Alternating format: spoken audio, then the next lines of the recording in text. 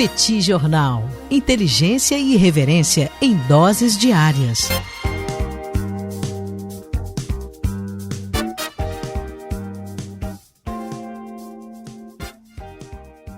Olá, gente. Bem-vindos, bem-vindas ao Petit Jornal. Esse é o bate-papo 1066. Estamos gravando numa live no YouTube do Petit Jornal. São exatamente 19 horas e 12 minutos da segunda-feira, 27 de abril de 2026. Cá está a dupla de costume, a dupla que você conhece de cor, Tanguy, o Bagdadi animado, contente, preparado, revigorado, resiliente, retumbante, descansado e preocupado. Muito preocupado com o bolso, muito preocupado com o aumento do preço dos combustíveis. O professor Bagdadi realmente está com insônia por conta dessas múltiplas preocupações internacionais que acabam o atormentando nesses últimos tempos. E temos também Daniel Souza, que é esse que vos fala. Ao longo dos próximos minutos, vamos repercutir os principais acontecimentos internacionais das últimas horas. Como vai, professor Bagdadi? Tudo bem? Vamos a isso? Tudo bem, Daniel Souza com S. Vamos lá para o segundo episódio dessa segunda-feira, né? Esse bate-papo 1066, para fechar a segunda-feira. Deixo aqui as boas-vindas a todo mundo que acompanha a gente pelo YouTube, que está nessa live aqui.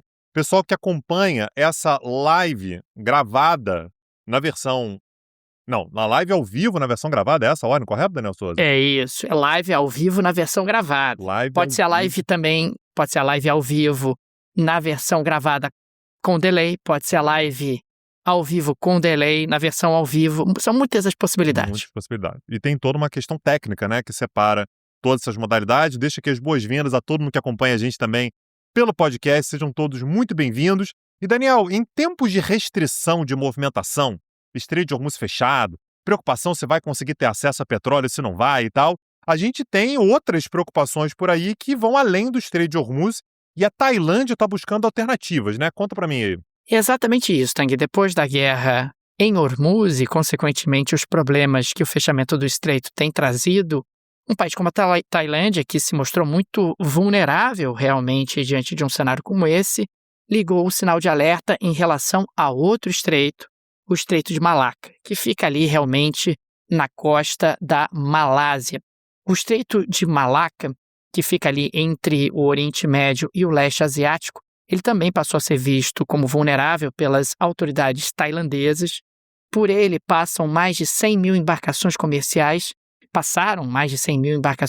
só no ano passado. Aliás, não é só a Tailândia que está preocupada com isso. Países ali do leste asiático, de uma forma geral, também, e em particular os chineses. Com isso, o governo da Tailândia ressuscitou o projeto de ponte terrestre.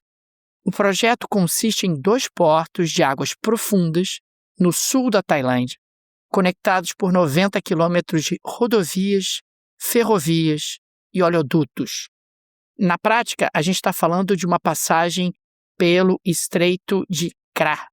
De um lado é o porto de Hanong, no mar de Andaman, que é a saída do Oceano Índico, e no outro lado o porto de Chuphon, no Golfo da Tailândia, saída para o Oceano Pacífico.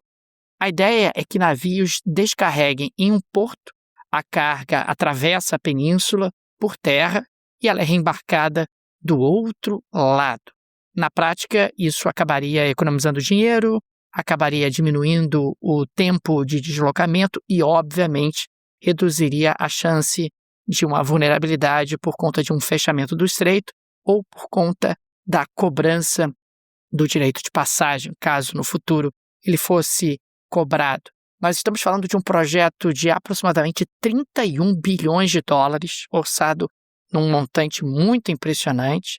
A ideia tem décadas, não é uma ideia nova, mas uma proposta formal será submetida ao gabinete do governo da Tailândia em junho ou julho de 2026, com busca ativa por investidores a partir do terceiro trimestre desse ano. Na semana passada, o ministro das Finanças da Indonésia gerou ruído ao sugerir publicamente que países ali que tangenciam o estreito poderiam começar a tentar monetizar a rota. E uma das perguntas que fica é por que não simplesmente abrir um canal, né? O canal de Kra. essa é uma ideia que também existe, é uma ideia secular na Península Tailandesa, como uma passagem marítima. O problema é que esse projeto tem aí uma série de problemas ambientais, problemas logísticos, etc., e seria muito mais complexo. De qualquer maneira, a gente está falando de um projeto que tem conclusão prevista para o ano de 2039, se tudo der certo, mas não deixa de ser algo muito impressionante você observar, inclusive, que nós temos um país como a Tailândia, já olhando no futuro e pensando que, olha, talvez a geopolítica dos estreitos e o impacto econômico desses estreitos seja algo que veio para ficar. O governo da Tailândia, inclusive, tem a expectativa de conseguir esses investidores estrangeiros, principalmente em países que podem ser beneficiados por essa obra. E aí você teria ali um forte mecanismo de barganha. Países ali do Estreito de Malaca não teriam ali a possibilidade de fechar o estreito, de cobrar direito de passagem, nem nada disso, porque haveria uma alternativa por dentro da Tailândia. Tanguy, o mundo definitivamente mudou a ponto de um país em desenvolvimento como a Tailândia desengavetar um projeto de 30 bilhões de dólares que ficaria pronto apenas daqui a 13 anos, com o objetivo de, no longuíssimo prazo, reduzir a sua vulnerabilidade do ponto logístico naquela região. E quem está sorrindo de orelha a orelha com isso é a China, né? A China que compra uma quantidade enorme de petróleo exatamente do Oriente Médio. Claro que o Hormuz acaba sendo uma preocupação, mas o Estreito de Malaca ali também é uma grande preocupação. Afinal de contas, quem margeia o Estreito de Malaca são aliados dos Estados Unidos. Então a preocupação dos Estados Unidos da China sempre é: se esses caras quiserem fechar aqui, eles me deixam sem abastecimento de petróleo. Então abrir uma via como essa é uma possibilidade. Aliás, a gente já tinha falado isso aqui, inclusive no Peticurso, né, Daniel, sobre a abertura desse canal. É caro, é difícil de fazer, é complicado e tudo. Então como se fosse um canal seco, né, acaba sendo uma possibilidade também para você conseguir fazer essa travessia. Vamos ver se sai do papel.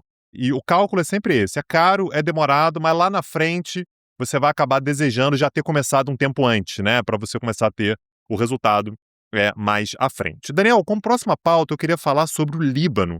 A gente teve há pouco tempo Donald Trump anunciando um cessar-fogo que valeria por 3 semanas. Então, esse cessar-fogo, negociado por Líbano e Israel, ele duraria até meados de maio. Eu só queria lembrar, Daniel, que a gente falou sobre isso aqui quando o cessar-fogo foi anunciado, e o que a gente disse é que a negociação tinha sido entre o Líbano e Israel e que o Hezbollah tinha, de uma certa maneira, aceitado por pressão do Irã. Né? Então o Irã tinha falado: o Hezbollah, seguinte, eu estou precisando aqui que o cessar-fogo aqui se mantenha, que a coisa dê uma aliviada e tal, você vai aceitar. E o Hezbollah meio que aceitou. Como a gente já previa, Daniel, não durou muito tempo. Né? Então, ao longo dos últimos dias, esse cessar-fogo ele já foi jogado para o alto. A gente teve a utilização por parte do Hezbollah, e o Hezbollah confirmou isso, de mísseis e drones contra posições israelenses. Israel também atacou de volta, aí é difícil até saber quem foi que atacou primeiro, mas o fato é que o cessar-fogo, que deveria durar até meados de maio, já foi para o espaço, Daniel. Então você tem posições israelenses ocupando ali o sul do Líbano.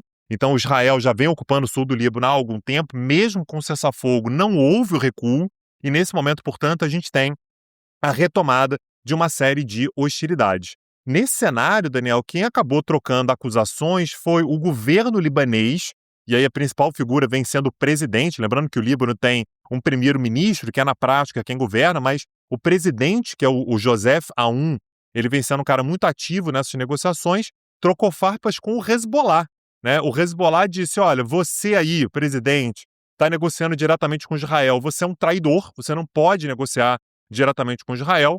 E a resposta do Joseph Aoun foi, abro aspas: o que estamos fazendo não é traição. A traição é cometida por aqueles que levam seu país à guerra para alcançarem interesses externos, fazendo uma referência ao Irã. Né? Então, olha só, o Hezbollah não tem uma agenda pensando no Líbano. A agenda do Hezbollah é pensando no Irã para apoiar o Irã contra Israel. Né? Então, a gente tem mais um capítulo, e aí de novo, né, Daniel, quando a gente fala sobre essa região ali no sul do Líbano, perto da fronteira com Israel, você tem uma faixa ali de cerca de 30 quilômetros que Israel está ocupando nesse momento. é uma das áreas que, nesse momento, é uma das maiores atingidas por essa guerra. A guerra começa, né, enfim, nessa nova versão, no ataque de Estados Unidos e Israel contra o Irã. O Irã, nesse momento, não está sendo bombardeado, o Irã tampouco está bombardeando países ali do Golfo e tudo, mas no Líbano a coisa continua. Então, é certamente uma das regiões mais atingidas e não é a primeira vez, né? São anos e mais anos e mais anos de ataques ali no sul do Líbano, confrontos, né? Hezbollah, Israel, foi uma região que já foi muito castigada durante o período da Guerra Civil Libanesa. Então, mais uma vez, nenhuma novidade aqui. A gente tem de novo essa região do sul do Líbano sendo castigada por uma guerra que, na prática, não envolve diretamente a população daquela região, Daniel. Agora, tem só uma pequena atualização em relação a algo que nós dissemos hoje de manhã. Você, inclusive, trouxe, né, uma reportagem da Axios falando sobre uma proposta do Irã de suspender ali o bloqueio do Estreito de Hormuz em troca de um adiamento das negociações envolvendo o programa nuclear iraniano. Pois bem, hoje a porta-voz da Casa Branca, ela confirmou que essa proposta chegou e que o governo dos Estados Unidos estava se debruçando sobre ela. Veja você. É claro que pode ser que ela seja recusada, mas é algo que a gente destacou no episódio de hoje, que haveria ali uma possibilidade, né, Tanguy? O Trump pode começar a fazer conta, é claro que ele é sempre muito imprevisível, não necessariamente seguirá essa linha, mas ele pode começar a fazer conta e pensar, bom, talvez, quem sabe a gente não dá um reset, volta para o início e diminui um pouco esse problemão que o Estreito de Hormuz acabou causando na economia mundial e também na economia dos Estados Unidos. Daniel Souza, dia 10 de maio tá chegando, Dia das Mães, e eu sei que você que tá me ouvindo tá pensando o que você vai comprar para sua mãe. Tem que dar um presente bom, tem que dar um presente que agrade, né? Aquela coisa, você já vai começar a pensar com antecedência, mas aí, Daniel, vai em shopping comprar? Olha o problema. Aí, loja cheia, não vai encontrar o tamanho que quer, da cor que quer e tal. Tudo isso você pode resolver utilizando o link que está na descrição desse episódio, entrando lá na Insider Store. E aí, Daniel, primeira coisa, vai dar tempo de chegar, vai chegar com tranquilidade. Aliás, a gente vê, né, Daniel, faz os pedidos da Insider, chega muito rápido. A troca é muito fácil também, então se eventualmente chegar, você olhar e falar, pô, não era exatamente o que eu estava esperando, então a sua mãe experimentar, o tamanho não ficou legal, ela não gostou da cor, a troca é fácil, tudo é muito simples. A própria Insider, aliás, ela ajuda muito, né, com o próprio site, para você tomar boas escolhas, né, fazer boas escolhas. Você tem cada vez mais diversidade, então independente do estilo da sua mãe, certamente você vai encontrar algo de bom. Tudo isso aproveitando o desconto que a Insider Store dá só para os ouvintes do Petit Jornal. Se for sua primeira compra, são 15% de desconto. Se você já for cliente, 10% de desconto. Ainda tem um monte de desconto no próprio site. Então, Dia das Mães, aproveita, não perde a oportunidade, compra o quanto antes para você garantir, inclusive, porque os estoques podem ser limitados e de repente você pode ficar sem o tamanho que a sua mãe gostaria, no tamanho que a sua mãe veste. Aproveita a promoção, tem desconto lá na Insider Store pro Dia das Mães, Daniel. Imperdível, gente. Link no descritivo desse episódio, condições especialíssimas para os amigos e amigas do Petit Jornal. A Insider Store tem realmente peças para as mais diferentes situações, peças de qualidade. Fica aqui a nossa recomendação, clique, conheça a Insider Store. Agora, Tanguy, avançando para a próxima pauta, eu queria registrar que o futuro primeiro-ministro da Hungria, o Péter Magyar, afirmou ter informações de que figuras ricas ligadas ao governo de saída do Viktor Orbán estariam transferindo ativos para o exterior, para os Emirados Árabes Unidos, para o Uruguai, para os Estados Unidos, entre outros países. Magyar apontou, inclusive, o Laurent Mészáros, que é um ex-encanador amigo de infância de Orbán e o homem mais rico da Hungria, que enriqueceu em parte via contratos governamentais, como um dos que teriam deixado o país, junto com a sua fortuna, em direção a Dubai. Mesmo com a crise de Hormuz, mesmo com a confusão no Oriente Médio, Dubai continua sendo visto como um porto interessante do ponto de vista financeiro. O Magyar, o futuro primeiro-ministro, instou o procurador-geral, o chefe da polícia e o chefe da autoridade fiscal a deter os envolvidos e impedir a saída de ativos, uma vez que eles poderiam ser objeto no futuro de algum tipo de processo judicial e, eventualmente, até de ressarcimento aos cofres públicos caso tenha havido algum tipo de crime. E ele alertou também investidores a evitarem a compra de ativos dessas pessoas, avisando inclusive que caso comprem esses ativos, eles poderiam entrar em algum tipo de escrutínio no próximo governo húngaro para avaliação das transações. E registro também que o Orbán disse no último sábado que abrirá mão de seu assento no parlamento para se concentrar na reconstrução da direita húngara, que não deixa de ser curioso, porque o Péter Magyar também é de direita, né? Mas talvez não a direita verdadeira, como o Viktor Orbán acaba muitas vezes colocando, Tanguy. Daniel, eu queria trazer uma pauta sobre África para a gente falar um pouquinho sobre o Mali. A gente falou há pouco tempo sobre o Mali aqui e que havia a capital, né, Bamako, ela estava sitiada, né? Ela estava cercada ali por grupos que estavam tentando tomar o poder. E aí eu queria relembrar, Daniel, uma pauta que a gente trouxe aqui alguns anos atrás e que está passando por um processo de reversão nesse momento. O Mali passou recentemente, em 2020 e 2021, por 2 golpes de Estado que levaram militares ao poder. Então, quem chegou ao poder foi o coronel Assimi Goïta. Então, ele é presidente desde esses golpes de 2020. 2020 caiu o governo, 2021 teve mais um golpe, finalmente o coronel Assimi Goïta se tornou presidente. E a principal medida dele foi expulsar os franceses.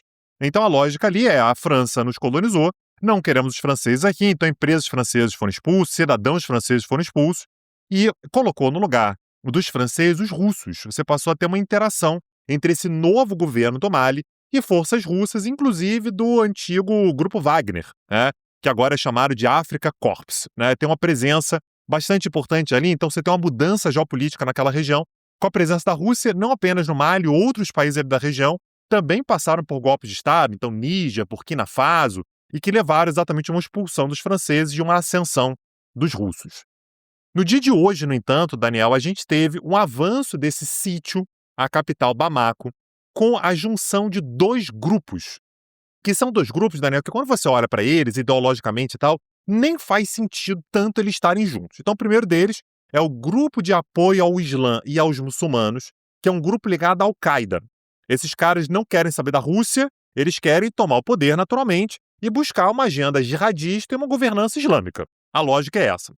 E esse grupo é aliado da Frente de Libertação de Azawad, que é um grupo, Daniel, de tuaregues. Ele é um grupo secular, é um grupo que não tem nada de religioso, mas os 2 juntaram forças com a ideia de que, olha, a gente precisa ter no Mali um governo do Mali, depois a gente discute como é que vai ser. A ideia dos tuaregues é ter basicamente o governo local, né, mais próprio, e deixa, né, o resto do país lá com os muçulmanos radicais e tudo, mas o fato é que eles estão cercando Bamako, estão cada vez mais próximos de tomarem a capital, e inclusive as forças russas já estão tendo que se reordenar, porque tiveram que abandonar determinadas posições para tentar defender apenas a capital. São cerca de 2.500 soldados russos que estão no Mali. A gente teve de ontem para hoje, Daniel, o assassinato por um carro-bomba, né, com um carro-bomba, do ministro da Defesa do Mali. O ministro da Defesa foi morto com um carro-bomba e ninguém sabe onde está o presidente. O presidente não se manifesta há bastante tempo. Então, ao que tudo indica, você tem um governo meio acéfalo nesse momento, um governo que não está conseguindo se posicionar. O exército está tentando se concentrar em defender a capital, assim como as forças russas, aliadas do governo que até agora está lá. Mas ao que tudo indica, Daniel, a gente tem um governo em Bamako que está por um fio. Pode cair a qualquer momento, o que seria um revés da Rússia. É uma reversão de uma tendência de pouco tempo atrás, da Rússia ganhando espaço.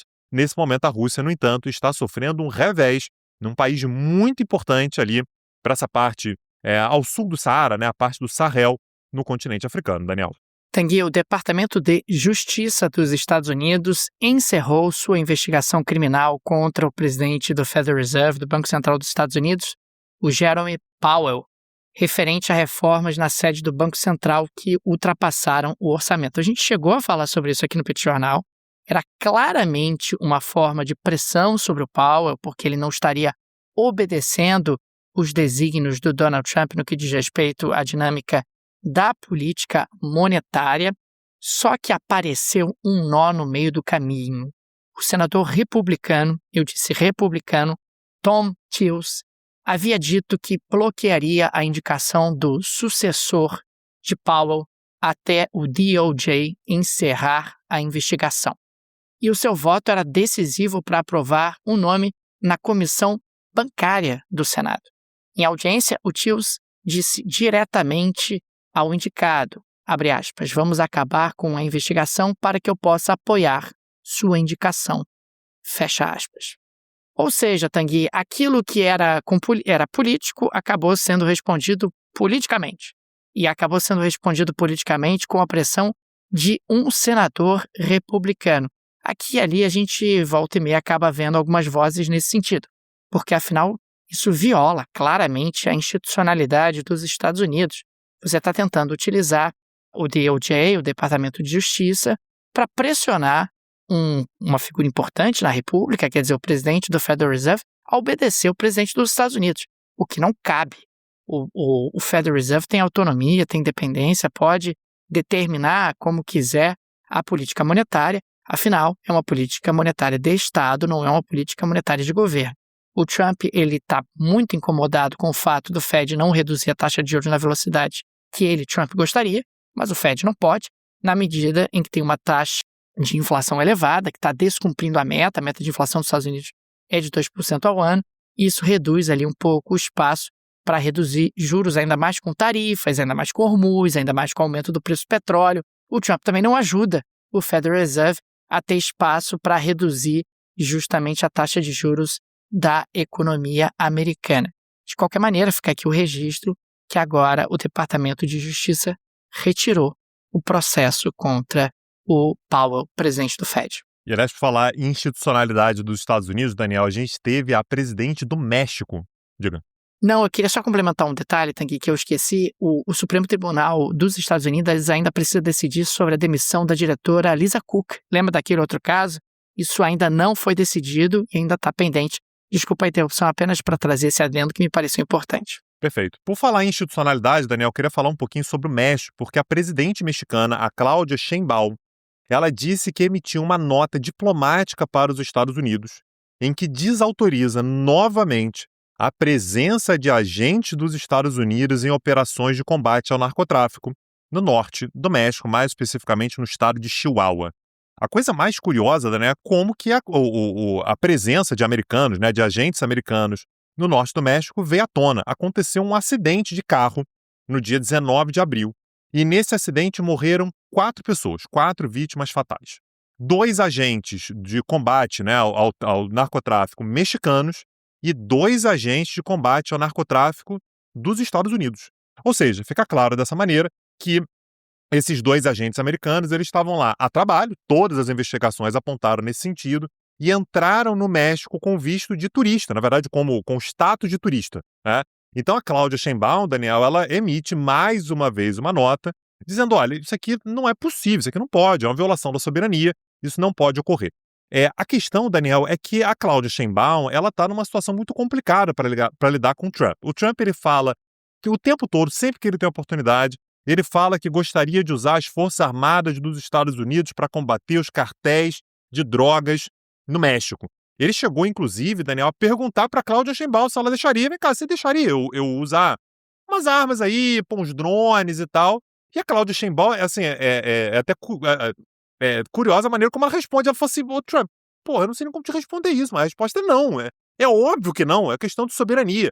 Mas casos como esse mostram que, apesar de, obviamente, não haver autorização, essa ação, né, de agentes americanos, ela está acontecendo, ela segue acontecendo no norte do México, e a Cláudia Sheinbaum, ela tenta, até por conta do peso dos Estados Unidos, da importância econômica, não subir o tom com o Donald Trump.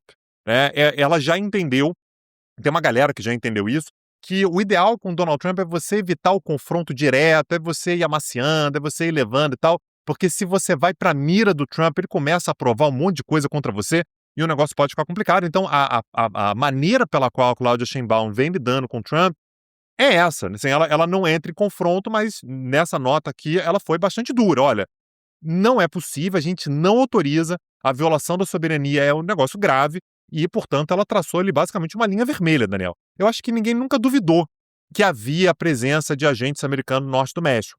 Mas quando 2 deles morrem, né, num acidente de carro, e a coisa fica escancarada para todo mundo, se torna ainda mais embaraçoso para o próprio México, que é, eu sei que está acontecendo e eu preciso fazer alguma coisa. Então, pelo menos a nota diplomática foi entregue pela presidente do México ao governo de Donald Trump. Daniel. Tanguy, podemos agora avançar para o final do nosso episódio, terminando com uma nota um pouco mais leve na geleia da Shakira? Podemos, Daniel Souza. O que você me conta hoje? Rapaz, eu quero falar sobre a viagem do rei Charles III, para os Estados Unidos. Ele vai visitar o Donald Trump.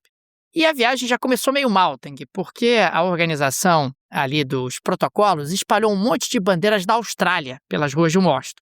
Já ficou um pouco esquisito. Aí, rapidamente, o pessoal percebeu o erro, começou a trocar lá as bandeiras da Austrália pelas bandeiras do Reino Unido, embora... São parecidas, Daniel Souza. Aí confunde, Daniel. Confunde. Tudo Union Jack. Tem tudo Union Jack. E bem, na verdade, o Charles III também é rei da Austrália, mas não é isso que o protocolo sugere. E tem uma outra coisa, que é uma torta meio de climão. O governo britânico pediu que a reunião entre Trump e o rei seja fora das câmeras. Fora das câmeras. A Casa Branca acabou concordando para evitar qualquer tipo de constrangimento. Afinal, existe um histórico de Donald Trump de confrontos públicos. Então, você vai ter apenas fotos iniciais protocolares e as conversas não serão filmadas. Quem tem medo. O príncipe Charles não quer exposição de divergências, não quer piadocas do Donald Trump com diferentes temáticas, e por isso teremos aí uma gestão de risco feita de maneira bastante rigorosa. O Trump, eu vou, mas é só foto, hein? Nada de áudio nem vídeo. Áudio e vídeo tá proibido. A gente conversa, mas sem registro de alguém filmando. Daniel Souza, 250 anos da independência dos Estados Unidos. Me diz se você não consegue imaginar o Trump dizendo que agora a gente vai mudar de posição, sou eu que vou colonizar o Reino Unido. E começar aí. Você imagina, Daniel, tu consegue duvidar que isso pudesse acontecer? Claro que não. Ou então o Trump dizendo, Charles, porra, seria um rei melhor que você, hein? Vou te dizer nada não, hein? Porra, o que eu posso fazer pra ser rei? Dá uma coroa dessa aí que eu quero pra mim. Vocês estão precisando do presidente. Eu não quero presidente. Não, eu posso ser presidente lá de vocês. Cara, impossível. Impossível duvidar que isso acontecesse. Eu acho que quando você lida com doido, né, Daniel? Você tem que lidar, né? Tem que levar em consideração todas as possibilidades. Ô, Daniel Souza, quem for aluno do Petit Cursos vai ter acesso a aulas sobre Estados Unidos e sobre o Reino Unido, né? A gente fala, inclusive, bastante sobre a monarquia, né? Temos um curso sobre o Reino Unido. Aliás, eu duvido você encontrar por aí algum outro curso que tenha aula sobre todos os países do Reino Unido. É falar sobre Reino Unido, é falar sobre o País de Gales, é falar sobre Escócia, Irlanda do Norte. Essa galera toda tá lá no Petit Curso, aliás, como tantos outros cursos que a gente tem por lá. Acessa lá, petitcursos.com.br.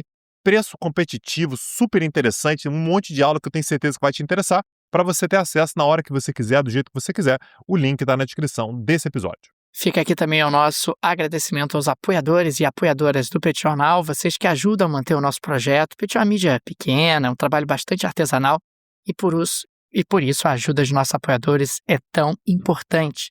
Por isso sempre registramos aqui o nosso agradecimento a cada um deles. Fica o nosso carinho, o nosso abraço, o nosso muito obrigado a cada um de vocês. Fica também o convite, se você gosta do Petit Jornal, se o nosso projeto faz diferença na sua rotina, considere nos apoiar. No descritivo desse episódio tem várias alternativas. Tem a chave Pix, que é uma forma prática e instantânea de apoiar o Petit. Você pode, inclusive, ativar o Pix recorrente. Tem também o link do Apoia-se, o link do Patreon. Tenho certeza que uma dessas alternativas será confortável para você. É isso, Daniel Souza. Amanhã estamos de volta. Um abraço, até a próxima. Valeu. Tchau, tchau. Petit Jornal. Inteligência e irreverência em doses diárias. Acesse www.petitjornal.com.br.